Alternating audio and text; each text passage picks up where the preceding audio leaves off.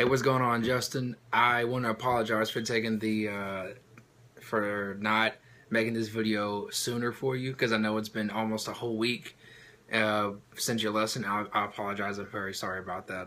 Thank you for being patient with me. I'm kind of new at this teaching thing, so thank you for being patient. What I was gonna teach you last week, and what I'm gonna teach you in this video is, of course, we're gonna progress onto blues. I'm going to teach you a very simple chord progression in blues, and I'm going to show you a few blues licks that you can add to your repertoire. And then eventually, my thinking is, the more you understand blues, the easier it will be to understand jazz.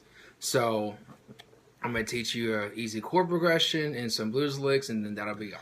Alright, I'm going to teach you a very simple progression. It's called 12-bar blues. You've heard it plenty of times, I know you have. I'm going to do it in C major, which is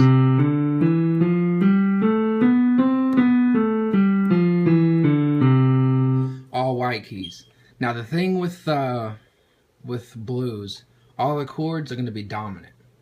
So whenever you play a C major 7, you would normally play that C, E, G, and B, right? Because that's in C major. Now in blues, you make it a dominant, so you would play C, E, G, and B flat. Right? And that sounds a lot more bluesy than this. This sounds smooth and nice and suave, but this is definitely a blues sound. So the first chord is C, E, G, and B flat. The next chord is going to be an F. So you would play F, A, C, and instead of playing this E natural, you would play an E flat. F, A, C, E flat. And then you would go back to C. C, E, G, B flat. C7. The next chord would be a G7. That's a G, B, D, and F. A G7. This actually follows the key of C major scale. It plays every note that's supposed to be in it. And then you go back to F, F, A, C, E flat, F7, and then you go back to C7.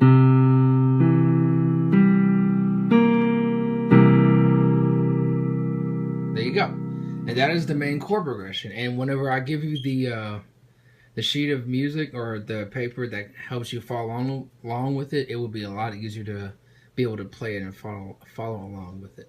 But here is the chord progression, 12 blues chord progression in time.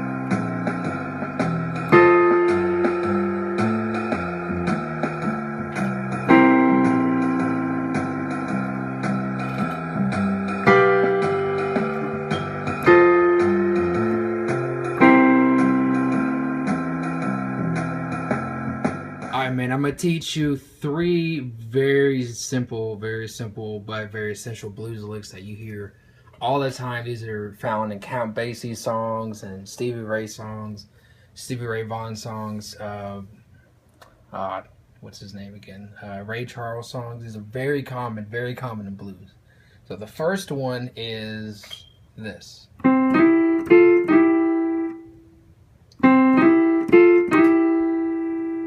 Very common, you hear it a lot. This is played over that C7 chord. If you look on your paper and you see C7, that's whenever you play this. Whenever you go to F7, whenever you see F7 on the piece of paper, you do the same thing, but instead of going to this E natural, you know that little bump I was doing? You just played the E flat.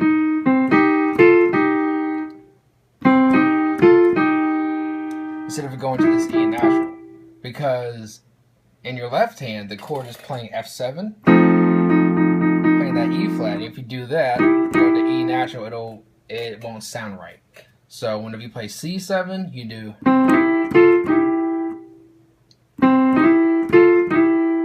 Now all you're doing in the right part of your right hand is doing thirds. So you do C, E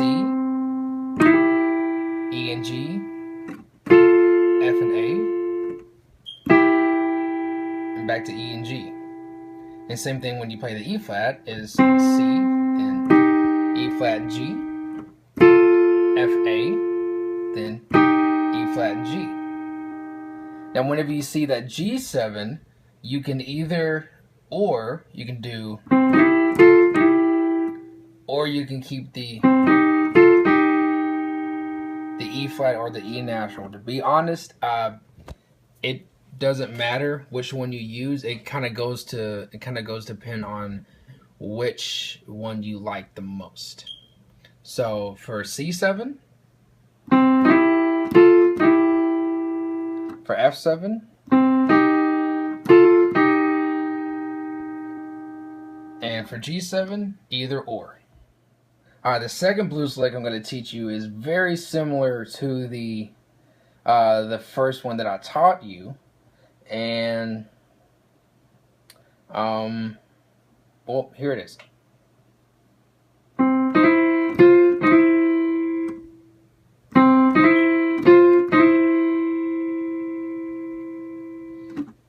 Now you notice I'm pretty much playing the same thing, but instead of keeping third, you're adding a octave C with your pinky.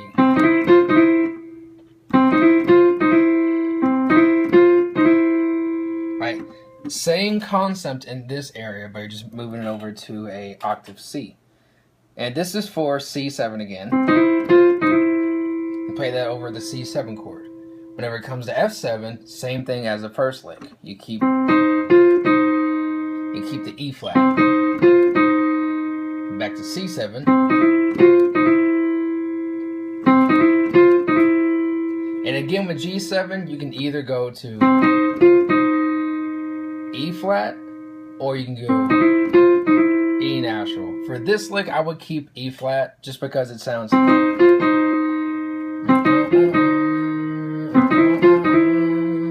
It sounds a little bit more like a complete statement whenever you use that E flat over the G7 chord. Alright, the third lick I'm going to tell you is actually a little bit more active. The first two licks, you can play a lick and you kind of rest there for a second. This lick is kind of like an ongoing lick, and you would hear it in a blues shuffle. So I'm going to play it now, and you'll understand it.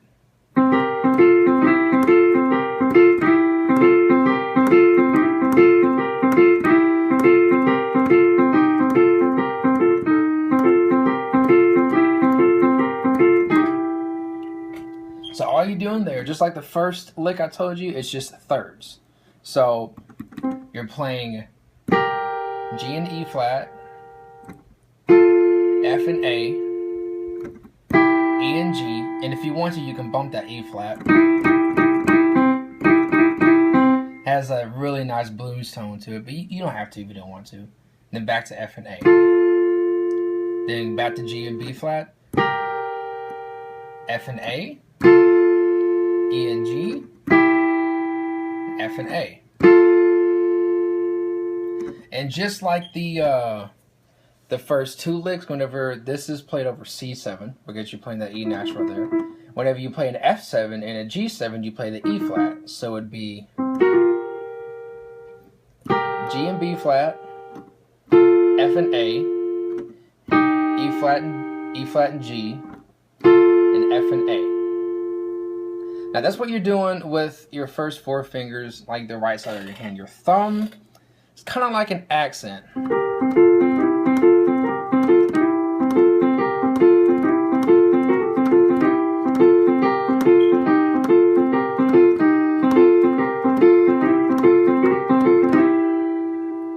So you notice whenever you hear a blues shuffle, if you ever heard it before, or even gospel, that dun dun dun dun dun dun dun dun dun dun dun dun dun dun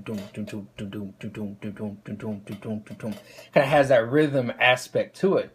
Well, whenever you do this lick, you're completely doing that aspect, but you add the C.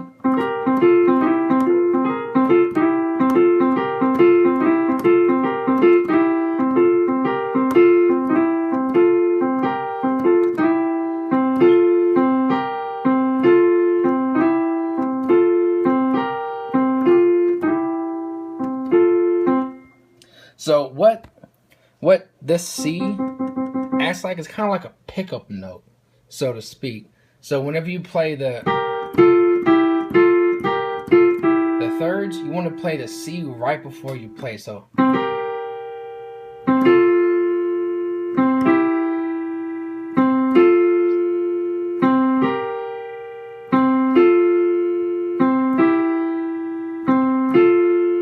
whenever you play it up to speed, it has that.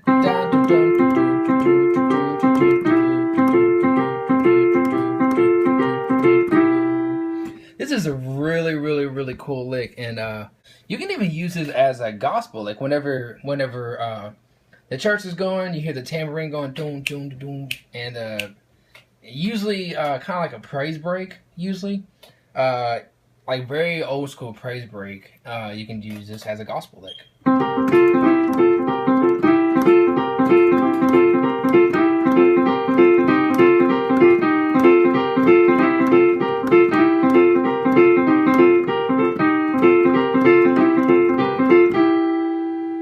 It's a very common lick that you can hear in a in a gospel church, and it's one of those where whenever the music starts going, you play that, it makes people go whoo, you know, really get to dancing. And some licks in blues, you'll actually find out some licks in blues and gospel and jazz just make people want to dance, like just make people want to.